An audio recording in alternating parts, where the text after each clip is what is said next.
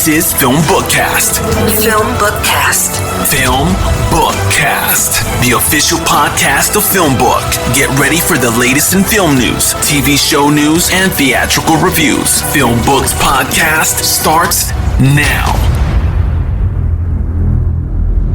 Hello everyone, welcome to FilmBookCast, the official podcast of FilmBook. My name is Chris Banks. If you're tuning in for the first time, what I do on FilmBookCast, I discuss the latest film and TV show news. I also review an in-theater film sometimes. You can find more about FilmBookCast on film-book.com by using the search term FilmBookCast. You can also email us at podcast@film-book.com with FilmBookCast in the subject line. Let's jump right into it this week. This week in film news, according to Deadline, Benedict Cumberbatch has officially signed on to star opposite of Jodie Comer in an apocalyptic thriller titled The End We Start From. Mark Strong, Joel Fry, Gina McNee, Nina Sosiana are also attached to the project. Set amidst an environmental crisis that sees London submerged by floodwaters, the feminist survival stories focuses on a young family torn apart in the chaos. Comer will play a mother who, with her newborn child, tries to find a home, navigating the most challenging and apocalyptic start to motherhood. Exciting news for fans of Cumberbatch. Some more movie news. Kiernan Shipka has officially signed on to star opposite of The Rock and Chris Evans in an upcoming holiday film titled Red One. We don't know much about Shipka's character, but the movie's set for a 2023 release. It'll be directed and produced by Jake Kasdan, and we don't know much about the plot or other characters, but we'll keep up with news about Red One as production is expected to begin this year. The last bit of movie news we'll check out this week, Variety reported that Nicolas Cage and Joel Kinnaman have signed on for leading roles in the upcoming psychological thriller Sympathy for the Devil. Production is currently in Las Vegas, and Cage is expected to play a mysterious man named the Passenger, while Kinnaman will be playing a character titled the Driver. What a tour de force. Two incredible actors. The film follows Kinnaman the driver as he finds himself in a high-stakes game of cat and mouse after being forced to drive a mysterious man known as the Passenger. That sets things up for a white-knuckle ride. We'll keep up with news about Sympathy for the Devil. I, for one, am excited. That's it for movie news for this week. This week in TV news, some exciting casting news. Deadline reported that the South Korean actor Lee Jung-jae is officially signed on for the male leading role opposite of Amanda Steinberg in The Acolyte. It's the newest Star Wars series for Disney+, and it's set to begin production this fall in London. The series is described as a mysterious thriller that will take viewers into a galaxy of shadowy secrets and emerging dark side powers that will be set within the final days of the High Republic era. More details will come out as the series progresses, but it's written and executive produced by Leslie Headland. Exciting news for fans of Jay. Some more exciting casting news following the casting of Regan Alaya. Deadline reported that Glow alum Shakira Barrera has been tapped for a leading role in the upcoming Marvel Studios' newest Disney Plus series Ironheart. It's currently in production and will be led by Dominic Thorne, who will be taking on the role of Riri Williams. Exciting news for fans of Barrera. Rounding out this week in TV news, fans of King of the Hill, the legacy hit for Fox, there's a revival of the hit animated comedy series in the works, but apparently it won't be on Fox. The president, Michael Thorne, said that the original home won't be part of the potential new series. Fox is focusing on their newer wave of animated series and seemingly less on their legacy shows. The original co-creator Greg Daniels and Mike Judge are working on the revival of King of the Hill, and the chances of the revival are quote-unquote are very good. So we'll keep up with news about the revival of King of the Hill as they search for a new home that apparently won't be Fox. That's it for TV news from this week. This week in international news, Canadian distributor Sphere Films has signed a multi-year picture deal with A24. It'll release 9 of its titles in Canada. It includes the film Aftersun, who recently won the Critics' Week's Breakout Award at the Cannes 22 International Film Festival. It also includes Disappointment Boulevard, starring Joaquin Phoenix, directed by Ari Aster. Sphere Films and A24 share a deep appreciation of innovative storytelling and original filmmaking, which makes this partnership an especially exciting one, the president of Sphere Films said this. Another exciting piece of international news, director Joachim Hedin, who directed Breaking Surface, is underway in Belgium on a shark-attack thriller titled The Last Breath. It's written by Nick Saltry, and it's a survival thriller that follows 5 college friends who go scuba diving into a recently uncovered World War II shipwreck in the British Virgin Islands. They find themselves trapped by great white sharks. Exciting piece of international movie news. And lastly, and the last bit of international movie news, another round star, Maria Bonnevie, is set to play the lead in a Norway original In the Name of Love. It's written and directed by Barn Brene. It's set in the 1970s Norway, where a primary school teacher, played by Bonnevie, does everything to keep her husband's Lars' highly profitable porn business secret. He sees his line of work as an act of social protest, and their 2 sons are caught in the middle until a family confrontation becomes inevitable. That's it for international movie news from this week. Now let's switch up gears and check out some at-home releases from this week. Minions: The Rise of Gru is now available on DVD. Felonious Gru's background as an adult who achieves supervillain and then anti-villain super agent status is well known, but many have wondered about his childhood rise to power. Follow young Gru on his quest to become the world's greatest supervillain. Born into a family of villains and given a first name that may or may not have had some impact on his career decisions, Gru knows that he's expected to produce results, and he has a flawless plan. With the help of the minions, who believe that he is the perfect tyrannical leader to follow, Gru discovers that anything is possible. Minions: The Rise of Gru is now available on DVD. Paradise Highway is now available on DVD. A seasoned trucker is compelled to smuggle forbidden cargo in order to rescue her brother from an insidious gang of ex-prisoners. The FBI is onto Sally, and even worse, she has to face her own conscience, when the prison gang forces her to deliver a teenage girl. No one ever told her that she would be delivering human cargo, but it might be far too late to turn back. Paradise Highway is now available on DVD. Mrs. Harris Goes to Paris is now available on DVD. Set in the 1950s in London, a charming vintage story explores the wit and tenacity of Mrs.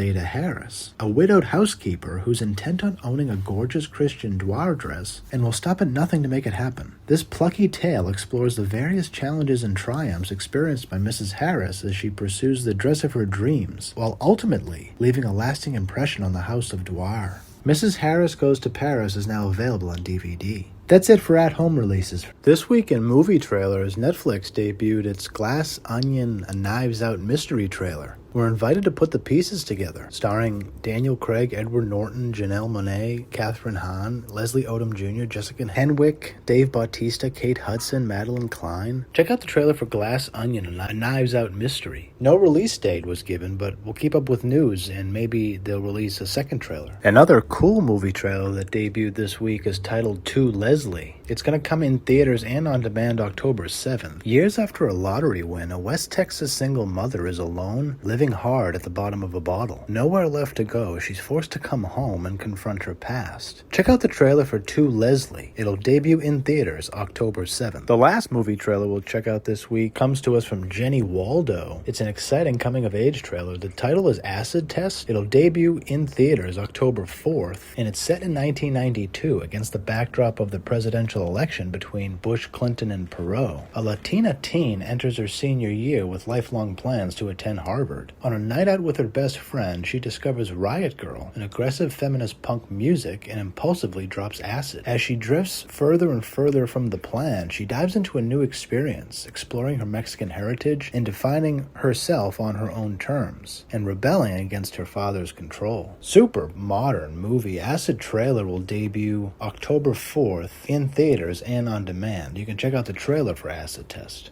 That's it for movie trailers for this week. This week in TV trailers, HBO Max has released the official Pennyworth Season 3 trailer for the upcoming return of the Batman prequel series centered around the origins of Bruce Wayne's most trusted ally, Alfred Pennyworth. The new series will debut October 6th, and the trailer teases Alfred's newest enemies as the 60s brings a new age of superheroes and supervillains. Check out the trailer for Pennyworth. It'll debut on HBO Max October 6th. Another TV show that debuted this week comes from Disney Plus, and it's Tierra Incognita. Entrance is prohibited in the trailer. It's pretty cool. It's It reminds me of a mix between Jurassic Park, a lot of horror movies, the best coming of age, I have to go on this search and discovery kind of movies. Check out the trailer for Tierra Incognita. It'll debut on Disney Plus coming soon, so we'll keep up with news about it. The last TV trailer we'll check out this week is a massive show for Amazon Prime. It's called The Peripheral. It centers on a woman, Flynn Fisher, trying to hold together the pieces of her broken family in a forgotten corner of tomorrow's America. The future comes calling for her. The show centers around a master storyteller, William Gobson, and his dazzling hallucinatory glimpses into the fate of mankind. Check out the trailer for The Peripheral. It's super cool. It'll debut on Amazon Prime October 21st. That's it for TV trailers from this week. All right, time for this week's movie review. For this week's movie review, we're checking out Samaritan, directed by Julius Avery. Stallone produced this as well as starred in it. Javen Walton plays Sam, and Palu Asbeck plays Cyrus. 13-year-old Sam suspects that his mysterious and reclusive neighbor, Mr. Smith, is actually a legend hiding in plain sight. 20 years ago, Granite City's superpowered vigilante, Samaritan, was reported dead after a fiery warehouse battle with his rival, Nemesis. Most believe Samaritan perished in the fire, but some in the city, like Sam, have hope that he's still alive. With crime on the rise and the city on the brink of chaos, Sam makes it his mission to coax his neighbor out of hiding to save the city from ruin. This movie was delayed many months due to the pandemic and other distribution challenges. It's not that long of a movie. It's about an hour and 40 minutes. And it plays off of Mythos Comics graphic novel. Sylvester Stallone plays Joe, and Palu plays Cyrus. Dasha Polanco plays Tiffany. I liked it. It was sleek, quick, modern. The way they use the camera is very effective. The storytelling's not bad. It's just very bare bones. That's what I would say. One of a critic's review said that the story was underpowered, and I agree with that a lot because it felt like there was a lot at the beginning of the film. You know, Joe is a mysterious character. We're not sure what he's up to, but that aspect of the film doesn't last long, and I think that's a mistake in the macro of the film because I want to build more suspense or more intrigue about who Joe is and what Joe's doing. Why is he a trash man? You know, there's a lot of stuff that braggy F shit could have kind of fleshed out better, and it's also the constraints of a digital studio film. Amazon will probably buy one of the biggest film companies in the world, and I'm afraid of the future of storytelling because a movie like Samaritan could be told in a much more powerful way. That the speed of technology and the rush of profit that these streamers and these, digital studios have don't really serve the art that they're making, in a way that I see, a studio like A24 doing, which is really fleshing out and giving artists the space to really tell their story. I don't know much of the backstory of Samaritan. I'm not sure what the story is of Braggy, but I just wish that Samaritan was written in a deeper way. Sam, played by Javen, is an incredibly indelible character. I really relate to him in so many ways. And he relates to a lot of kids his age relate to his character. You know, the economic reality of a single mother and a single child is something that I relate to very much. I understand it. It's even harder today than it was when I was a kid, which is crazy. But more time allows us to, as an audience, create a better connection with Javen and, with Sam. And allows us to kind of build our intrigue about the relation between Sam and Joe, because Joe lives in the same building as Sam. Sam always sees Joe. So there should be a lot more movie, maybe 20 or 30 minutes more movie of just general storytelling would really help me as an audience member connect with the relation between Sam and Joe. And eventually when Joe befriends Sam and they really start seeing each other and working together, it's not as powerful as it could be. It has all the ingredients. Samaritan has all the ingredients for a really good superhero movie, but it just falls flat because of the cheap tricks that we do. The writing isn't as deep as it could be. I actually don't have my normal criticism of some streamer films with Samaritan. Samaritan did not use the camera to kind of trick the audience in a way that Netflix does all the time. So I don't have that criticism of Samaritan, but I just have of the writing criticism. We don't really know all that much about any of the components of the story. They give a good enough backstory about Nemesis and Samaritan, and I just wish that there was more. I really just come away with Samaritan wishing that there was more to it. But overall, it's a good hour and a half. It's a good superhero movie. It's good for a casual viewer. It's good for kids, good for anybody who's into superhero movies. Any fan of Sylvester Stallone will get into this movie, and really, Javen Walton does an incredible job conveying a lot of the difficulties of growing up as a kid with a single mother and no money. I relate to him very personally, in a personal way, and just congratulations to Javen and Sylvester and everyone associated with Samaritan, because it's a really good movie. I just hope that we pay attention. Going into the future, these digital streaming studios will be producing more films than the traditional Hollywood studios, and I just wish that they put more effort in certain ways, or the people who get to work on these projects really step back and flesh out a story in a better way, because that's really my only criticism of Samaritan, is the lack of detail, lack of depth. Loved the relationship between Sam and Joe, loved Cyrus as a character, loved Tiffany and what she represents today in society. I would give Samaritan a 7 out of 10. There's some scores lower, there's some scores higher, but I think 7 out of 10 is a very diplomatic way of reviewing Samaritan. It's worth your time. If you're a fan of superhero movies, definitely check out Samaritan, and I hope you like it as much as I did. Thanks so much for checking us out this week. Thank you so much for listening to this episode of FilmBookCast. You can find more of my work on film-book.com. Just search for Chris Banks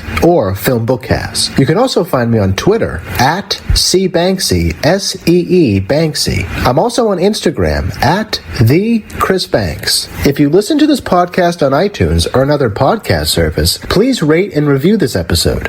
If you're listening to this podcast on our YouTube channel, FilmBook Podcast, please like our video, subscribe to our channel, and leave us a comment in the comments section. It really helps people discover our podcast. Please also consider becoming one of our patrons on patreon.com/filmbook. Your support helps us create more engaging content. You'll find our Patreon link below in the description. If you want to tweet about this podcast, just use the hashtag FilmBookCast. Tune in next week for the next episode of the FilmBookCast. Thanks for listening, everyone. We'll see you then.